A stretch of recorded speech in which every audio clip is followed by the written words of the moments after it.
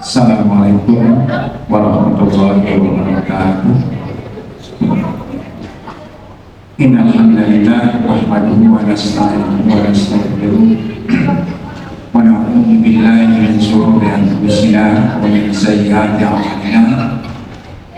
May yahdihillahu fala mudilla lahu wa may yudlil fala hadiya lahu. Asyhadu an la ilaha illallah wahdahu la syarika lahu wa asyhadu anna Muhammadan abduhu wa rasuluhu la nabiyya ba'dahu. Allahumma shalli wa sallim wa barik ala Muhammadin wa ala alihi wa sahbihi ajmain, amma ba'd. Hadirin jamaah salat zuhur rahimahullah, puji dan syukur mari kita panjatkan kehadirat Allah Subhanahu wa taala yang telah banyak melimpahkan nikmat kesehatan, kesempatan kepada kita, sehingga pada siang hari ini kita dapat salat zuhur secara berjamaah di masjid kita ini. Semoga ibadah salat zuhur kita diterima oleh Allah Subhanahu wa taala. Amin. Salawat serta salam pada junjungan kita Rasulullah Muhammad sallallahu alaihi wasallam, pada keluarga, sahabat, dan insyaallah juga kepada seluruh umat dan pengikutnya. Jamaah rahimakumullah, di dalam Al-Quran surah Al-Baqarah ayat 20 Allah Subhanahu wa taala berfirman, A'udzu billahi minasyaitonir rajim, ya ayyuhan nasu ubudu rabbakumul ladzi khalaqakum wal ladzina min qablikum la'allakum tattaqun.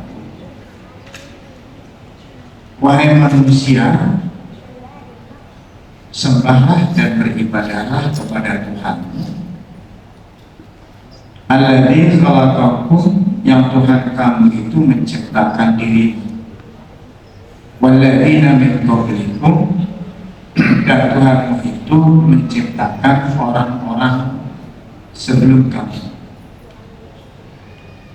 la'allakum tattaqun, semoga engkau menjadi orang yang bertakwa.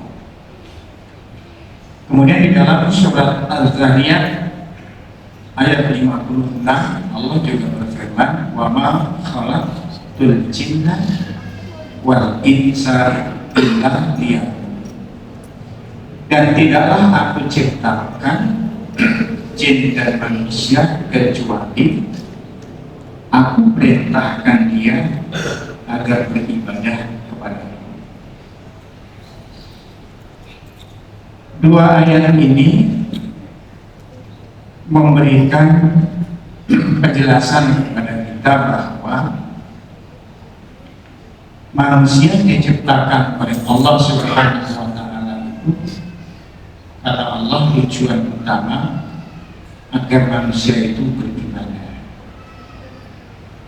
Kemudian alasan mengapa manusia perlu beribadah kepada Allah dijelaskan oleh Allah pada ayat 20 tadi itu, alladzi khalaqakum, engkau wahai manusia hanya perlu beribadah kepada Allah karena Allah itu yang menciptakan dirimu, bukan yang lain. Maka kalau Allah menciptakan, maka layaknya manusia itu juga hanya beribadah kepada Allah, tidak kepada yang lain. Oleh karena itu di dalam ajaran agama kita ini ada sebuah konsep tentang ibadah yang dijelaskan oleh Allah di dalam Al-Quran, juga dijelaskan dan dicontohkan oleh Rasulullah SAW melalui perkataan dan perbuatan yang beliau sampaikan. Maka kewajiban hamba Allah jadikan sebagai seorang mukmin, kita ini hanya beribadah kepada Allah. Sebelum kita lanjut menjelaskan tentang seluk-beluk dan konsep ibadah itu, mari kita pahami dulu apa sebenarnya kata ibadah, baik dari sisi bahasa ataupun dari sisi istilah. Ibadah secara bahasa itu berasal dari kata ibadah yang artinya pengabdian diri seorang hamba kepada Allah, atau tunduknya seorang hamba kepada Allah. Jadi ibadah itu bentuk ketundukan makhluk yang namanya manusia itu kepada Allah. Tunduk, ya.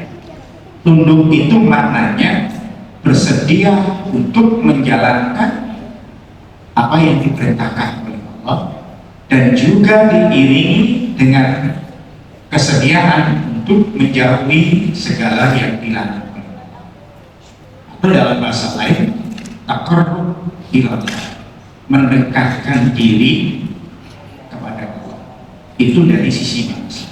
Maka manusia itu termasuk makhluk yang diwajibkan oleh Allah beribadah, sebagaimana pada surat Az-Zariyat ayat 56, bahwa diwajibkan untuk melaksanakan ibadah itu adalah manusia dan jin, maka kita disebut termasuk di dalamnya. Itu dari sisi bahasa. Dari sisi istilah, ibadah itu artinya ketaatan manusia kepada Allah. Maka orang yang beribadah kepada Allah, apapun bentuknya, baik ibadah mahdoh, baik mahdoh, itu simbol ketaatan. Jadi simbol ketaatan manusia kepada Rabb-nya, simbol ketaatan manusia kepada yang menciptakan dirinya, yaitu Khalik, Sang Pencipta. Maka kalau ada di antara manusia dia tidak mau mentaati Allah, tidak mau tunduk kepada Allah, itu simbol kepembangkangan manusia kepada Allah Subhanahu wa Ta'ala dengan berbagai bentuknya, baik tidak sholat, melakukan maksiat, melakukan dosa, melakukan keburukan. Itu simbol kepembangkangan seorang makhluk kepada Sang Pencipta, apapun bentuknya. Nah, yang kedua, ibadah itu juga bisa diartikan merendahkan diri. Hadirin, di dalam Islam itu kita diajarkan oleh Allah bahwa seorang hamba itu hanya boleh merendahkan diri di hadapan Allah. Dia tidak boleh merendahkan diri di hadapan manusia, tidak boleh. Jadi tidak boleh.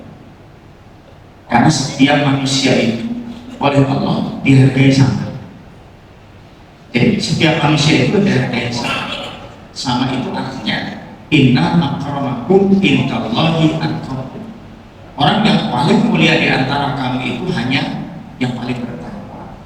Tidak juga berdasarkan kedudukannya, tidak juga berdasarkan keturunannya, tidak juga berdasarkan warna kulitnya, dan juga tidak berdasarkan pada atribut-atribut yang lain. Maka seorang manusia itu tidak boleh merendahkan diri kecuali hanya kepada Allah saja. Nah, bentuk merendahkan diri kepada Allah itu kita diajarkan oleh Allah apa? Sujud. Sujud itu kepala kita di bawah. Kita nggak boleh sujud kepada manusia. Menghormati boleh, tapi sujud tidak boleh. Karena sujud dan menghormati itu dalam terminologi ibadah itu berbeda. Menghormati adalah bentuk penghormatan seorang kepada yang lain. Tapi merendahkan diri itu bentuk pengabdian seorang hamba kepada Rabb yang lebih tinggi daripada diri. Itu di dalam Islam. Jadi merendahkan diri dan tunduk kepada Allah Subhanahu wa Ta'ala. Nah, oleh karena itu, menurut Ibnu Taimiyah, dia memberikan pengertian ibadah itu jauh lebih luas daripada apa yang selama ini kita pahami mengenai pengertian ibadah. Kita ini sering memberikan pengertian ibadah bahwa sholat itu ibadah, puasa itu ibadah, haji itu ibadah. Kita lupa bahwa orang mencari rezeki itu juga ibadah. Orang berjualan di pasar itu juga ibadah. Orang mengabdikan dirinya pada kepentingan sosial itu juga ibadah. Jadi Ibnu Taimiyah memberikan pengertian ibadah. Dia mengatakan begini, Al-ibadatu hiya ismun jami'un li kulli ma yuhibbuhullah wa yardahu. Kata beliau, ibadah itu adalah semua nama. Jadi semua bentuk penyebutan. Li kulli ma yuhibbuhullah, segala sesuatu yang Allah mencintai. Artinya apa? Segala bentuk perbuatan yang dengan perbuatan itu membuat kita disukai oleh Allah Subhanahu wa Ta'ala, itu ibadah. Jadi sangat keliru ketika kita mengatakan bahwa ibadah itu tentu hanya sujud saja. Orang ibadah itu hanya di masjid saja. Ibadah itu bisa di mana saja. Di tengah pasar orang bisa beribadah, di tengah lautan ibadah. Dalam arti tidak selalu dalam bentuk sholat. Tidak selalu dalam bentuk zikir. Ada sholat bagian daripada ibadah, iya. Zikir bagian daripada ibadah, iya. Tapi bukan berarti ibadah cuma itu saja. Ma yuhibbuhullah, segala sesuatu Allah cintai. Yang dicintai oleh Allah itu bukan hanya orang yang sholat saja. Orang yang menyantuni anak yatim Allah suka. Orang yang menyelamatkan saudaranya dari kesulitan Allah suka. Orang yang membantu kesulitan orang lain Allah suka. Orang yang memberikan solusi persoalan orang lain Allah suka. Berarti apa? Segala bentuk kegiatan yang bikin Allah Tuhan kita itu jadi suka, itu masuk dalam kategori pengertian ibadah. Jauh lebih luas daripada pengertian yang selama kita tahu. Waalaikumsalam warahmatullahi wabarakatuh.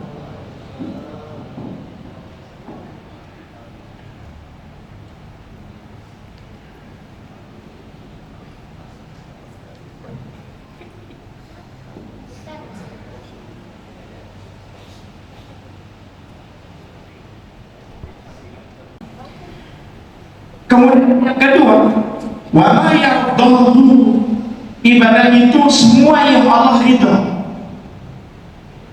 Nah sekali lagi, semua apa yang Allah ridho itu bukan hanya dalam bentuk sujud kita. Adapun sujud itu merupakan keutamaan dalam sebuah ibadah, ya, tapi itu bukan satu-satunya. Jadi bukan satu-satunya. Hadirin, satu ketika sahabat Rasulullah SAW itu datang pada Nabi, ya Rasulullah, aku ini hamba Allah yang paling rajin sholat, rajin puasa. Saking rajin sholat dan puasa dan sholat malamku, barangkali aku tidak sempat bekerja mencarikan kehidupan buat anak-anak istri. Biarkan dia tidak mendapatkan haknya dari saya. Sebagaimana mesti apa Rasulullah, engkau bukan termasuk hamba yang lain, engkau bukan termasuk hamba yang baik. Padahal sholatnya luar biasa, puasanya luar biasa. Tapi kata Rasul, engkau bukan hamba yang terbaik. Sholat itu baik,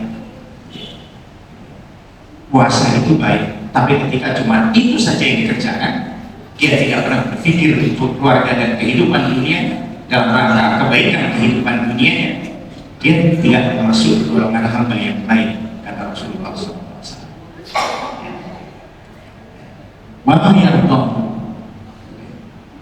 Apa yang Allah ridho terhadap semua apa yang dikerjakan oleh manusia. Minal aqwal, yang pertama jenisnya, ibadah itu bisa berupa ucapan. Yang pertama, cakupan ibadah itu minal aqwal, ucapan.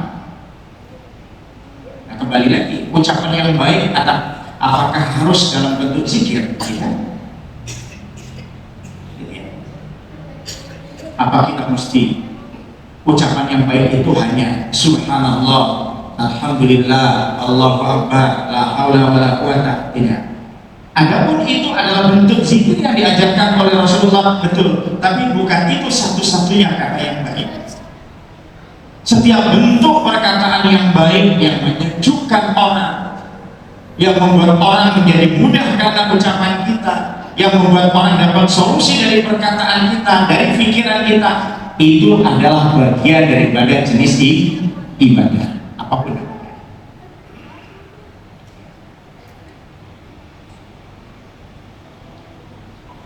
Itu jenis yang pertama. Yang kedua, wal a'mal. Ibadah itu bisa berbentuk aktivitas. Ya, salat aktivitas iya, berpuasa aktivitas iya, berhaji aktivitas iya, tapi bukan itu saja. Ya.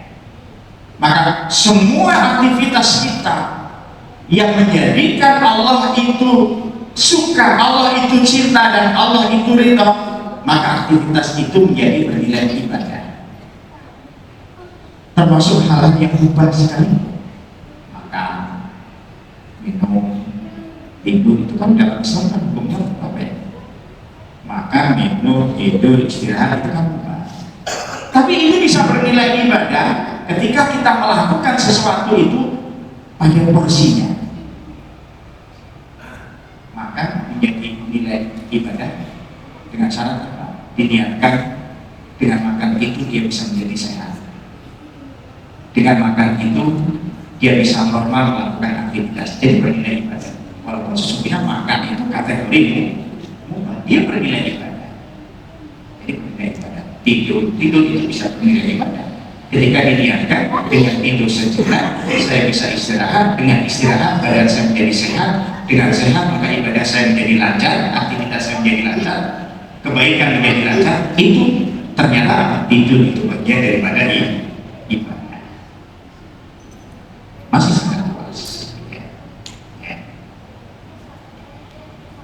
Al-batinah wa ibadah itu bisa berupa ibadah batin. Ibadah batin ada terkait dengan hati. Kita berpikir dengan khusyuk, ibadah itu, zikir itu aktivitas lisannya ada. Mungkin kalau Bapak berzikir pada tasbih ada aktivitas tangannya, tapi jangan lupa itu ada unsur ibadah hati. Maka seorang mukmin itu ketika dia berzikir, zikirnya itu lahiriah dan batinnya. Lahiriah batinnya itu lisannya mengucapkan subhanallah, hatinya membenarkan. Jadi nggak boleh lisannya mengucapkan subhanallah tapi hatinya melayang-layang. Itu tidak boleh seperti itu. Itu namanya antara lahir dan batin tidak pernah ketemu yang seperti itu. Ya. Al-batiniyah wal zahiriyah, zahir. Ibadah dalam bentuk zahir ya salat, puasa, haji, sedekah. Itu bentuk lahiriah daripada ibadah yang kita kerjakan. Hasil dikatakan ya, sholat, zakat, siam, haji, ya. Sidqul hadis itu ucapan yang jujur, ibadah. Jadi ucapan yang jujur itu ibadah. Kita mengatakan yang jujur itu ibadah. Wa'adahul amanah, melaksanakan tanggung jawab. Jangan kita anggap itu bukan ibadah. Jadi melaksanakan tanggung jawab terhadap apa yang sudah diamanahkan kepada kita itu bentuk ibadah. Maka disitu disebut adabul amanah. Ya. Wabarun biwalidayhi, berbuat baik pada kedua orang tua. Ibadah berbuat baik itu bentuknya bisa berkata yang baik, memberikan sikap yang baik, membantu orang tua, membantu dalam arti membantu secara fisik, memberikan harta, sesuatu yang disukai, itu ibadah juga. Silaturahmi, membentuk kekeluargaan yang baik, itu adalah ibadah. Al-wafa'u bil ahdi bil uhud, menepati janji, ibadah juga. Wal amru bil ma'ruf, mengajak orang berbuat baik, ibadah juga termasuk di dalam apapun namanya. Baik dalam bentuk tausiah, tidak harus dalam bentuk tausiah. Seorang bapak yang memberikan nasihat agar anaknya berbuat baik, mengajak untuk berbuat baik, itu termasuk dalam kategori ibadah. Seorang teman memberikan nasihat, ibadah juga. Ya. Wan nahyu 'anil munkar, menghentikan kemungkaran, keburukan dengan cara nasihat, itu juga termasuk bagian daripada ibadah. Wal ihsanu lil jar, berbuat baik terhadap tetangga, ada juga. Ya, jadi berbuat baik terhadap tetangga banyak jenisnya, bentuknya. Berkata baik dengan tetangga, memberikan sesuatu yang menyenangkan bagi tetangga, bagian daripada ibadah. Berbuat baik kepada ahli yatim, anak yatim, dalam bentuk memberikan santunan, memberikan makan, mengurus kehidupannya, dalam bagian daripada ibadah. Wabna sabil, memberikan bantuan kepada orang-orang yang memerlukan. Doa, doa itu termasuk ibadah juga. Ibadah yang berkaitan dengan hati. Wal qiraah, membaca itu tidak harus membaca, tidak hanya membaca Quran ya. Membaca berkaitan dengan hal-hal yang bermanfaat untuk ilmu pengetahuan, bagian daripada ibadah. Wa amsalu dzalika, atau yang sejenis itu. Wa kadzalika hubbullah wa rasulahu, semuanya itu mengakibatkan kita dicintai oleh Allah Subhanahu wa taala. Wa khasyatullah wal inabatu ilaihi, takut kepada Allah, mensandarkan sesuatu kepada Allah.